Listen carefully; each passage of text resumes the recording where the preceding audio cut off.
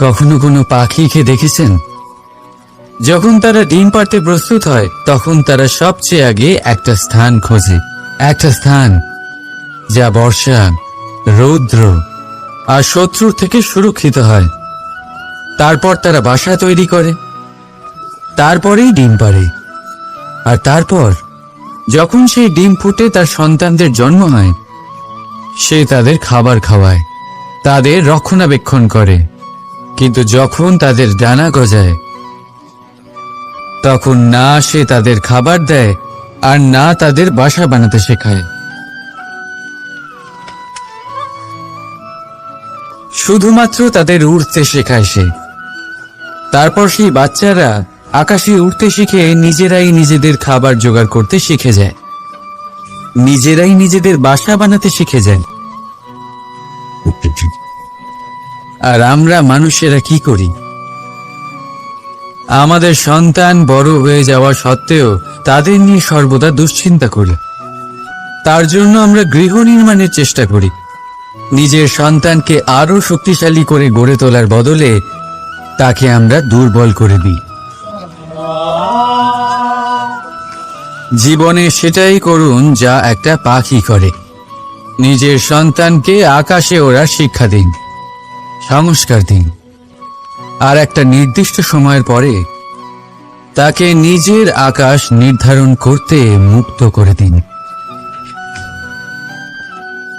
রাধা রাধা। সাগরে সেতু বাঁধার গল্প তো আপনারা নিশ্চয়ই শুনে থাকবেন। রামচন্দ্রের সেনাকে 100 যোজন সমুদ্র অতিক্রম করে লঙ্কায় আক্রমণ করতে হতো। সেতুকার নল আর নীল সেতু বাঁধার উপায় বের করল,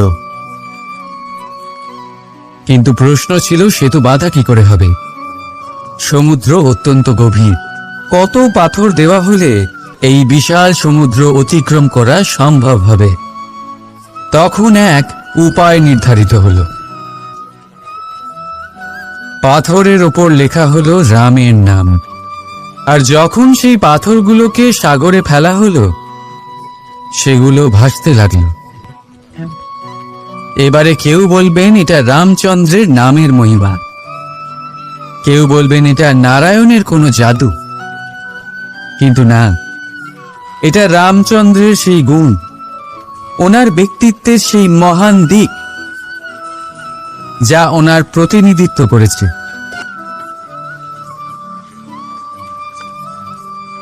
তাই সেই পাথরও সাগরে ভেসে ওঠে।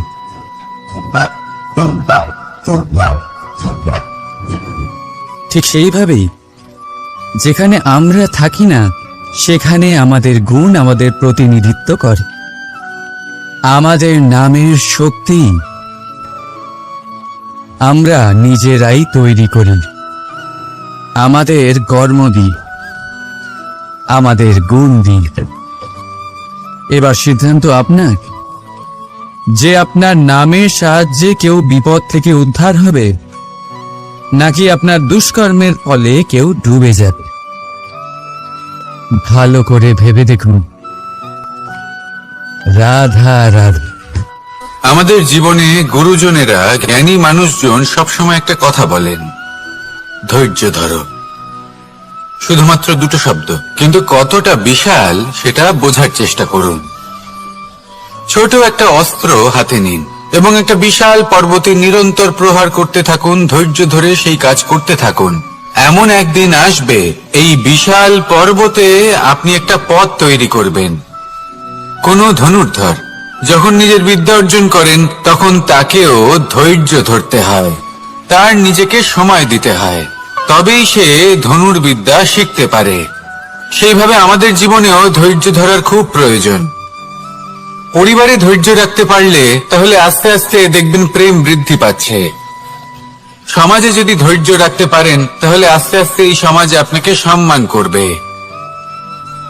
যদি নিজের জীবনে ধৈর্য রাখতে পারেন তাহলে নিজে থেকেই আত্মবিশ্বাস বাড়বে, নিজের বিকাশ হবে। জীবনে সবই সম্ভব যদি ধৈর্য রাখতে পারেন। হয়তো আস্তে আস্তে হবে, কিন্তু হবে অবশ্যই। শুধু ধৈর্য রাখুন, কারণ ধৈর্যই সবথেকে বড় পুঁজি। আসুন আর আমার সাথে ভালোবেসে বলুন, রাধা রাধা। আমাদের জীবনে যখনই আমরা কোনো বড় দায়িত্বের সম্মুখীন হই, তখন আমরা তার থেকে দূরে পালাই, আর এই অজুহাত দিই যে না না, এত বেশি ভার বহন করার যোগ্যতা আমার নেই, আমি করতেই পারবো না। দেখুন, এই সংসারে ভিন্ন ভিন্ন ধরনের গাছ আছে, ছোট গাছ, বড় গাছ, কিন্তু বট গাছের মতো বড় এবং নিবিড় গাছ আর একটাও নেই। সে নিঃস্বার্থভাবে এই সংসারকে সেবা করে যায়, ছায়া প্রদান করে, শীতলতা প্রদান করে। আর যখন এমন সময় আসে যখন তার ওপর বোঝা অত্যন্ত বেড়ে যায়, সে কিন্তু কোনোভাবেই ভেঙে পড়ে না। তখন সে নিজের নিঃস্বার্থ কর্মের ফল লাভ করে, সেই নিঃস্বার্থ কর্ম যা সে করেছে। তার দেহ থেকে ছোট ছোট ঝুড়ি বার হয় এবং তা কাণ্ডের আকার ধারণ করে। সেই কাণ্ড মাটির কাছে পৌঁছয় এবং তারপর তা বটগাছের সহায়ক হয়ে ওঠে, সে ভেঙে পড়ে যায় না। এইভাবে আপনিও জীবনে নিঃস্বার্থভাবে সবার সেবা করুন, ভালোবাসুন, সবাইকে সাহায্য করুন। যেদিন আপনার ওপর বোঝা অত্যন্ত বেড়ে যাবে, সেদিন এই সব মানুষ আপনাকে সাহায্য করার জন্য আসবেন, আপনার শক্তি হয়ে উঠবেন, আর আপনি বটগাছের মতোই মহান এবং বিশাল হয়ে উঠবেন। আসুন আর আমার সাথে ভালোবেসে বলুন, রাধা রাধা। একটা শব্দ আছে, পরিস্থিতি। অনেক মানুষের মুখে আমরা এই শব্দ শুনি। জীবনে যখন অসফল হই, দুঃখ আসে, সংকট আসে, কোনো বিপদ ঘনিয়ে আসে, তখন সমস্ত দোষ আমরা পরিস্থিতির ওপর চাপিয়ে দিই, আর দেখতে গেলে কোথাও না কোথাও ঠিকই করি। এই পরিস্থিতি প্রত্যেক দিনের মতো পাল্টাতে থাকে, কিন্তু এই দিন, এই রাত, এমন কেউ আছেন যিনি এর উপরেও নিয়ন্ত্রণ সাধন করেন, আর তিনি হলেন সূর্য। ঠিক সেই রকমই আমাদের জীবনেও সূর্য হলো এই মন। যদি এই মনের উপর আমরা নিয়ন্ত্রণ করতে পারি, তাহলে আমরা জীবনকেও নিয়ন্ত্রণ করতে পারব। প্রথমে এই মনের রাজা হয়ে উঠতে হবে। তাই মনে রাখবেন, যদি মন দুর্বল হয়, তাহলে পরিস্থিতি আমাদের সমস্যা বলে মনে হবে। এই মন যদি স্থির হয়, পরিস্থিতি প্রতিস্পর্ধা বলে মনে হবে। আর এই মন যদি শক্তিশালী হয়ে ওঠে, তাহলে যে কোনো পরিস্থিতি আপনার কাছে একটা সুযোগ মাত্র, এমন এক সুযোগ যাতে অগ্রসর হয়ে আপনি মহান হয়ে উঠতে পারেন। এই মনের শক্তির বৃদ্ধি ঘটান, মহান হয়ে উঠুন, আর আমার সাথে ভালোবেসে বলুন, রাধা রাধা। খুব সুন্দর একটা কাহিনী আছে। একবার এক ব্যক্তি নিজের অসফলতার জন্য ত্রস্ত হয়ে সময় দেবতার তপস্যা করতে বসলেন। উনি তপস্যা করলেন এবং সময় দেবতা প্রসন্ন হলেন, মানুষের রূপ ধারণ করে ওনার সামনে প্রকট হলেন।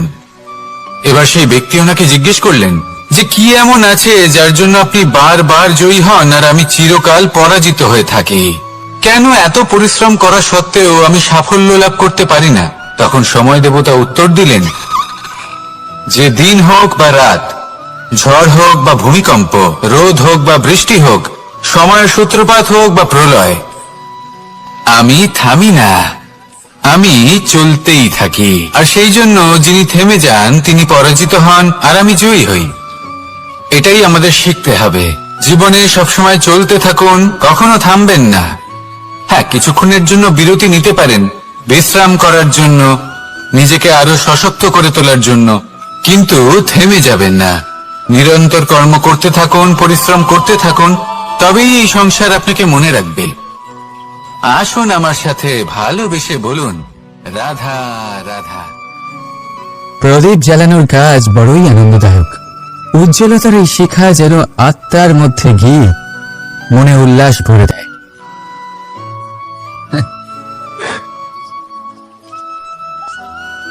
এই আমি কি করলাম? আমি একে নিভিয়ে দিলাম, অথচ এই দিয়েই আমি অন্য প্রদীপগুলি জ্বালিয়েছিলাম।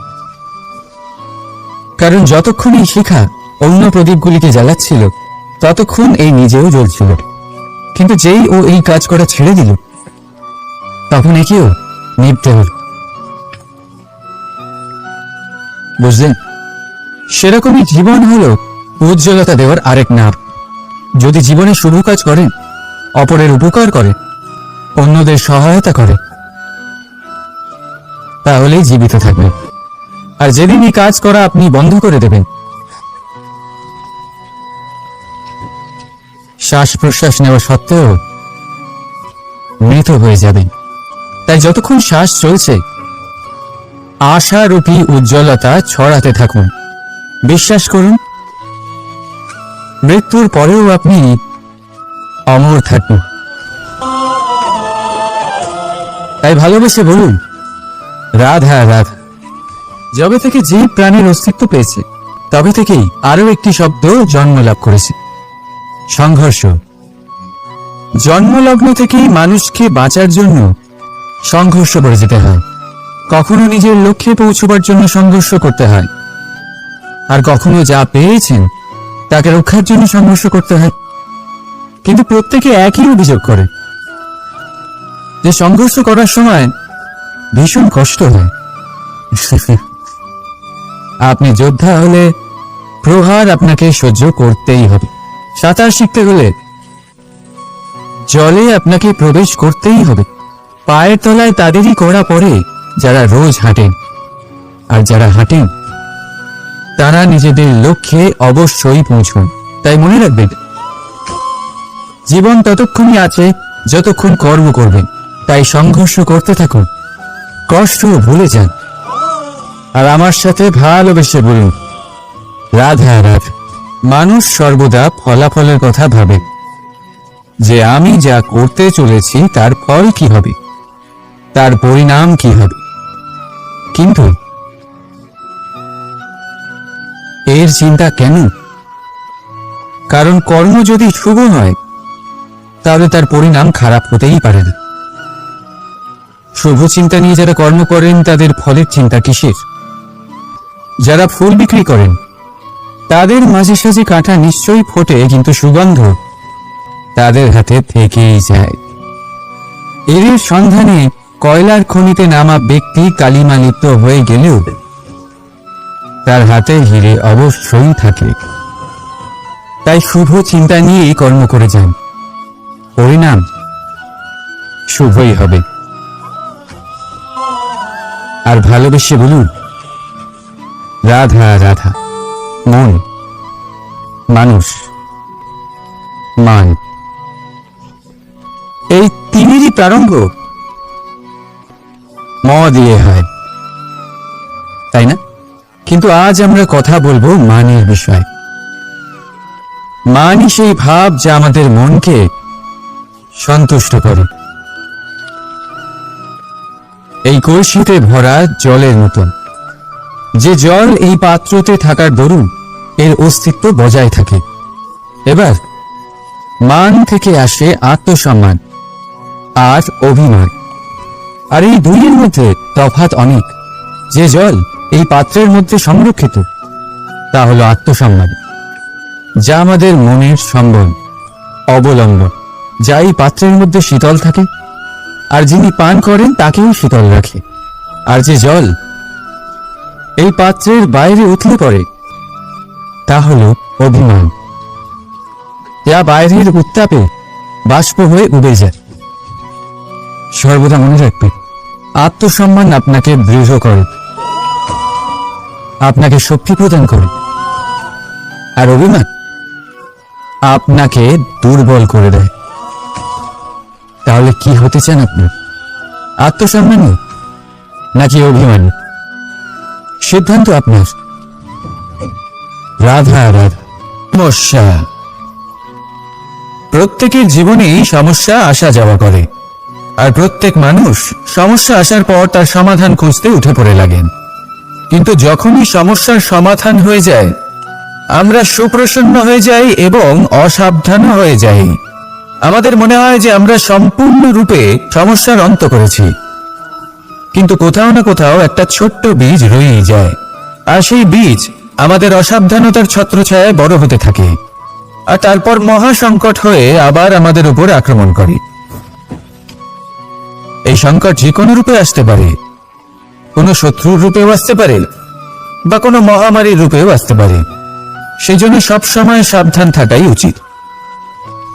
কারণ অসাবধান হলে কি হয়, আমাদের সুরক্ষা চক্রে একটা ছেদ উৎপন্ন হয় আর আমাদের শেষ করতে পারে এমন এক বাণ সেই ছেদ বিন্দু হয়ে আমাদের হৃদয়ে প্রবেশ করতে পারে। তাই যে কোনো সমস্যার সমাধান করুন, জয়ী হন, উৎসবও পালন করুন, কিন্তু সাবধানে থাকবেন। আসুন আর আমার সাথে ভালোবেসে বলুন রাধা রাধা। কর্ম, ধর্ম আর কর্তব্য, এই তিনটি একে অপরের সাথে জড়িত। আর অনেক সময় এই তিনটি পালন করতে করতে আমাদের সেই ব্যক্তির সামনে গিয়ে দাঁড়াতে হয়, তার বিরুদ্ধেই যেতে হয়, যাকে আমরা সব থেকে বেশি ভালোবাসি। কিন্তু সেইখানেই যুদ্ধ, কোনো ব্যক্তিগত যুদ্ধ থাকে না। এ হলো কর্ম, ধর্ম আর কর্তব্যের যুদ্ধ। এটা সরল নয়, অত্যন্ত কঠিন হয় তার সম্মুখীন হওয়া যাকে আমরা সব থেকে বেশি সম্মান করি। কিন্তু আমাদের তো আমাদের ধর্মের পথে চলতেই হবে, কারণ আমরা কর্মবদ্ধ, কর্তব্যবদ্ধ, আর এটাই করা উচিত। শুধু এটুকু মনে রাখবেন, যদি আপনার উদ্দেশ্য শুভ হয়, আপনার ভাবনা শুভ হয়, আপনি যদি কর্ম, ধর্ম আর কর্তব্যের পথে অগ্রসর হন, তাহলে এই প্রক্রিয়াতে যদি আপনাকে আপনার আরাধ্যের সামনে দাঁড়াতে হয়, তাহলেও আপনার কোনো ক্ষতি হবে না। তাহলে আসুন আর আমার সাথে ভালোবেসে বলুন রাধা রাধা। মানুষের কোন বিষয়ে অহংকার থাকে? সময়, ক্ষমতা, শরীর আর সম্পত্তি। আর এই চারটি সর্বদা সঙ্গে থাকে না। কি বিচিত্র ব্যাপার! আপনি নিজেই দেখুন, সময় আজ ভালো হলেও কাল অবশ্যই খারাপ হতে পারে। ক্ষমতা আজ আপনার থাকলেও কাল তা নাও থাকতে পারে। এই শরীরটা তো নশ্বরই বটে। যত আপনি বার্ধক্যের দিকে অগ্রসর হবেন, দুর্বল হতে থাকবেন, সৌন্দর্য ক্ষীণ হতে থাকবে। আর সম্পত্তি আজ আপনার, কাল অন্য কারোর হয়ে যাবে। আর এই সমস্ত নশ্বর জিনিসে মন কেন্দ্রীভূত করতে করতে ব্যক্তি ভুলে যান সেই বিষয়গুলি যা সর্বদা আপনার সাথে থাকবে, আপনার ঢাল হবে, আপনার সম্বল হয়ে থাকবে। আর তা হল আপনার স্বভাব, বুদ্ধি, সৎসঙ্গ আর খাঁটি সম্পর্ক। নিজের স্বভাব শীতল রাখুন, কর্মে বুদ্ধির পরিচয় দিন, সর্বদা ভালো মানুষের সাথে সময় কাটান, আর খাঁটি সম্পর্ক সর্বদা পালন করুন। জীবনে সর্বদা সুখী হবেন। রাধা রাধা। আমরা কর্ম করি, আর সেই কর্ম অনুসারে আমাদের তার ফল প্রাপ্ত হয়। এখন এই কর্ম আরো শ্রেষ্ঠ হতে থাকে, আমরা আরো প্রেরিত হতে থাকি। তার জন্য আমরা বড় বড় জ্ঞানীদের থেকে প্রভাবশালী, প্রেরণাদায়ক ব্যক্তির সাথে দেখা করার চেষ্টা করি, দেখা করিও, নিজের কর্মের বিষয়ে বিচার করি, আলোচনা করি। তাই তো, কারণ আমাদের কাজ দেখে তাতে বিশেষ মতামত সামনে থাকা ব্যক্তি দিতে পারে। কিন্তু এই পুরো চক্রতে সংসারের সব থেকে গুরুত্বপূর্ণ ব্যক্তির সাথে কথা বলতে আমরা ভুলেই যাই। আপনি কি জানেন সংসারের সব থেকে গুরুত্বপূর্ণ ব্যক্তি কে? স্বয়ং আপনি। হ্যাঁ, আপনি সে। আপনি জীবিত আছেন, তাই এই সংসার জীবিত আছে। আপনি হলেন আপনার সমস্ত কর্মের কেন্দ্র। তাই এবার থেকে প্রতিদিন একটু সময় নিজের জন্য বের করে নিজের সাথে কথা বলুন, নিজেকে বুঝুন, নিজের কর্মকে বুঝুন। কিছু প্রশ্ন আসবে, কিছুর উত্তর পাবেন, আরো কিছু প্রশ্ন আসবে যার উত্তর আপনি অবশ্যই পাবেন। কিন্তু এটা করবেন অবশ্যই, নয়তো আপনি এই সংসারের সব থেকে গুরুত্বপূর্ণ ব্যক্তির সাথে দেখা করার সুযোগই হারিয়ে ফেলবেন। এবার বলুন, আপনি কি এরকম চাইবেন? রাধা রাধা। প্রেম, ঘৃণা, এই দুই হলো একই শব্দ। কিভাবে? দেখুন না, দুটোতেই আড়াই অক্ষর রয়েছে। দুটোই হলো সেই অনুভূতি যা আমাদের মনের সাথে জড়িত, আর এই দুই অনুভূতির সাথেই জড়িত মানুষ আমাদের জন্য গুরুত্বপূর্ণ। পার্থক্য শুধু এটাই যে প্রেম পায় সম্মান আর ঘৃণাকে করা হয় অবজ্ঞা। এরকম কেন? কারণ প্রেম হলো সেই অনুভূতি যেখানে মানুষ সবকিছু দিয়ে দিতে চায়, সবকিছু লুটিয়ে দিতে চায়। সেখানে ঘৃণা হলো এমন অনুভূতি যেখানে মানুষ সবকিছু কেড়ে নিতে চায়, সবকিছু জিতে নিতে চায়। তাও প্রেমের অনুভূতি কখনো আপনাকে হারতে দেয় না, আর ঘৃণার অনুভূতি কখনো আপনাকে জিততে দেয় না। এবার কি করবেন আপনি? একটাই জীবন, ঘৃণার সাথে বাঁচবেন নাকি প্রেমের সাথে? আমি তো প্রেমকেই চয়ন করব। রাধা রাধা। পাওয়া এবং হারিয়ে ফেলা, এই দুই হলো জীবনের অভিন্ন অঙ্গ। আমরা যেমন কিছু পেয়ে থাকি তেমন কিছু হারিয়েও থাকি। কিছু স্বপ্ন সার্থক হয়, আবার কিছু লক্ষ্য অপূর্ণই থেকে যায়। জীবনে এটা হয়েই থাকে, প্রত্যেকের জীবনেই এটা হয়ে থাকে। কিন্তু কারোর সাথে দেখা হলে আমরা কি ধরনের কথা বলি? আমরা সেই কথাই বলি যা আমরা হারিয়েছি। নিজেও দুঃখ পাই, আবার সামনের মানুষটাকেও দুঃখ দিই। তার থেকে অন্যরকম কিছু করার চেষ্টা করুন, ধনাত্মক চিন্তা করার চেষ্টা করুন, মন সেদিকেই দিন। স্মরণ শুধুমাত্র তাকেই করুন, গুরুত্ব তাকেই দিন যিনি আপনার কাছে রয়েছেন। যিনি আপনার কাছে নেই তার আশায় কষ্ট কেন পাচ্ছেন আপনি? সেগুলিকেই প্রাধান্য দিন যা আজ এখন বর্তমানে আপনার কাছে রয়েছে। যেমন আমি কংস মামাকে স্মরণ করি না যিনি আমার ছেলেবেলা নষ্ট করে দিয়েছেন। আমি স্মরণ করি আমার যশোদা মাকে, আমার বলরাম দাদাকে, আমার রাধাকে, যারা আমার জীবনকে ভরিয়ে তুলেছেন। আপনিও ঠিক এটাই করুন, আর আমার সাথে ভালোবেসে বলুন রাধা রাধা। কথায় বলা হয় জীবনে ভালোবাসাই হলো সুখের মূল। এটা সত্য। এবার প্রশ্ন হলো এটাই যে এই ভালোবাসা কার সাথে করা উচিত? যদি আপনি কিছুক্ষণের জন্য সুখ পেতে চান তাহলে ভালোবাসুন নিজের রুচি মতো।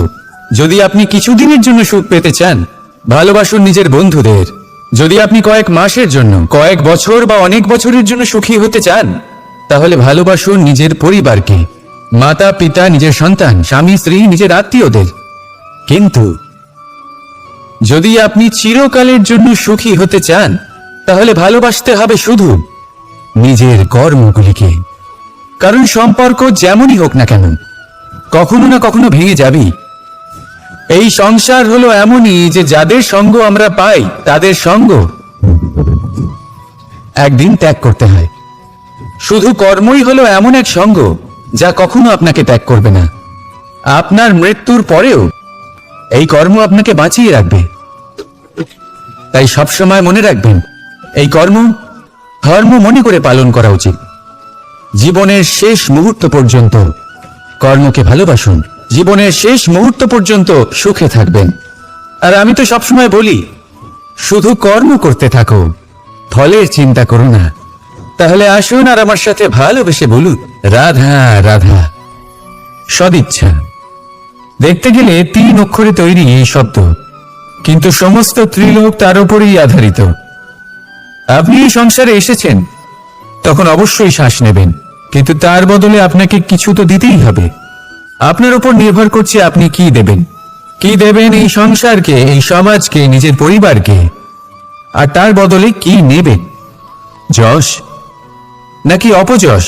দেখুন, এক ছিল রাবণ যে কিনা সমুদ্র পার করল সীতাকে অপহরণ করার জন্য। সমস্যা, প্রত্যেকের জীবনেই সমস্যা আসা যাওয়া করে, আর প্রত্যেক মানুষ সমস্যা আসার পর তার সমাধান খুঁজতে উঠে পড়ে লাগেন।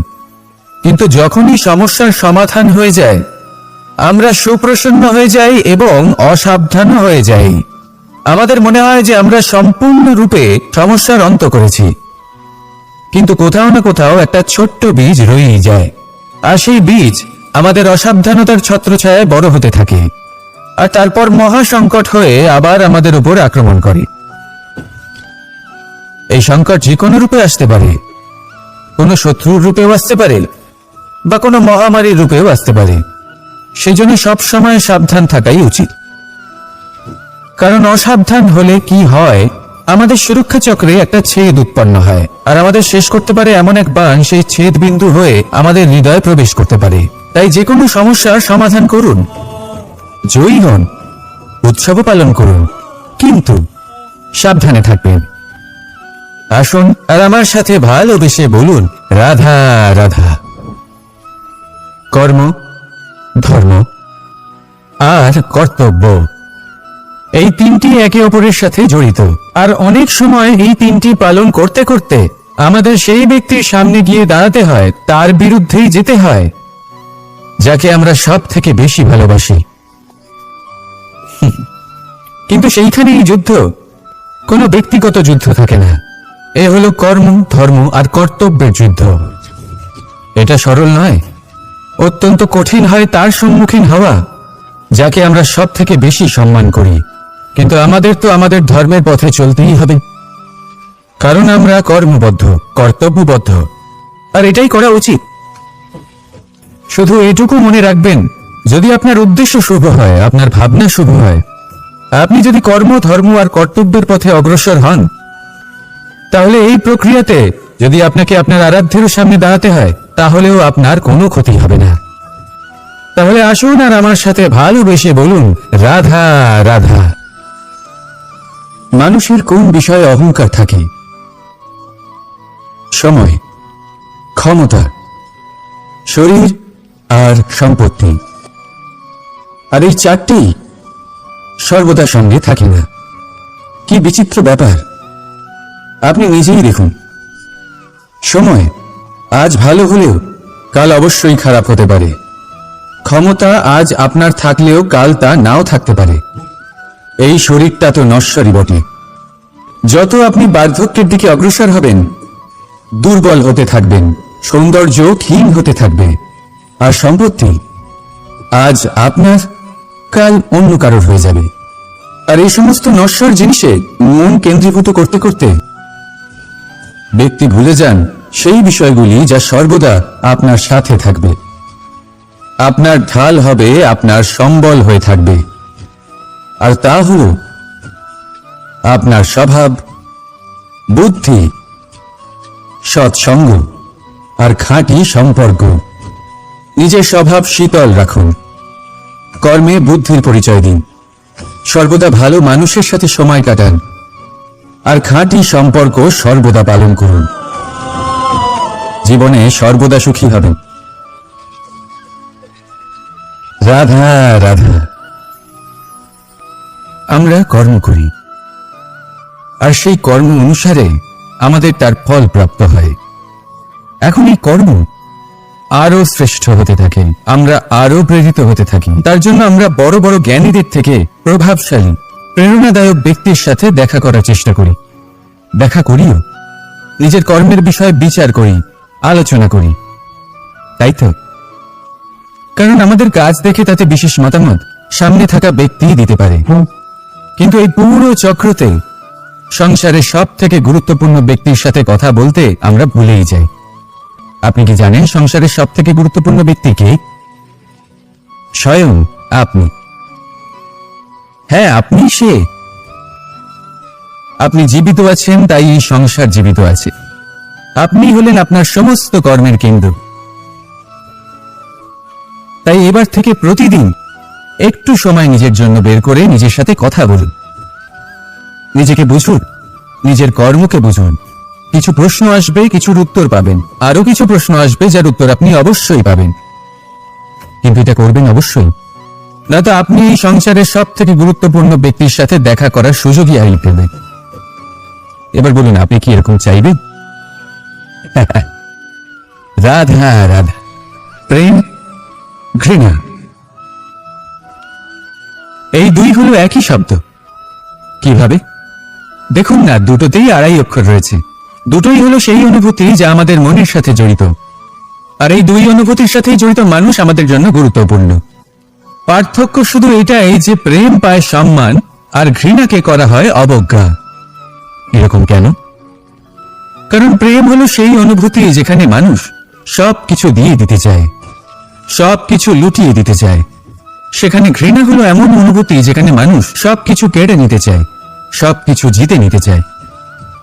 তাও প্রেমের অনুভূতি কখনো আপনাকে হারতে দেয় না, আর ঘৃণার অনুভূতি কখনো আপনাকে জিততে দেয় না। এবার কি করবেন আপনি?